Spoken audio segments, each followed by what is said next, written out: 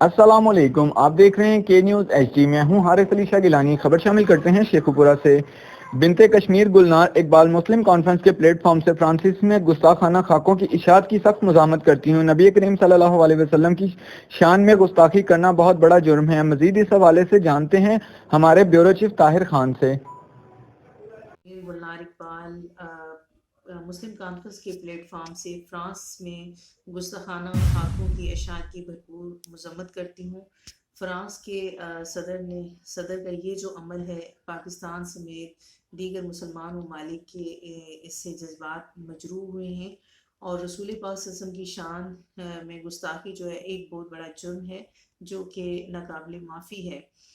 آج تک ہمارے کسی بھی مسلمان نے جو ہے وہ کسی بھی انبیاء کے بارے میں غلط الفاظ نہیں کہے، کیونکہ ہم تمام انبیاء پر بحیثیت مسلمان جو ہیں وہ یقین رکھتے ہیں، اور ہم رسول پاک صلی اللہ علیہ وسلم کو آخری نبی مانتے ہیں اور رسول پاک صلی اللہ علیہ وسلم کے پیروکار ہیں۔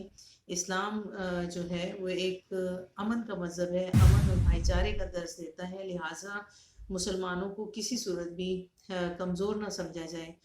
آخر میں میں اپنے بہنوں بھائیوں سے یہ اپیل کرتی ہوں کہ وہ فرانس کی مکمل جو ہے مصنوعات کا بائیکاٹ کریں، اور گورنمنٹ جو ہے وہ اس سے بھی اپیل ہے کہ تجارتی اور سفارتی تعلقات جو ہیں فرانس کے ساتھ، اس کا مکمل بائیکاٹ کیا جائے۔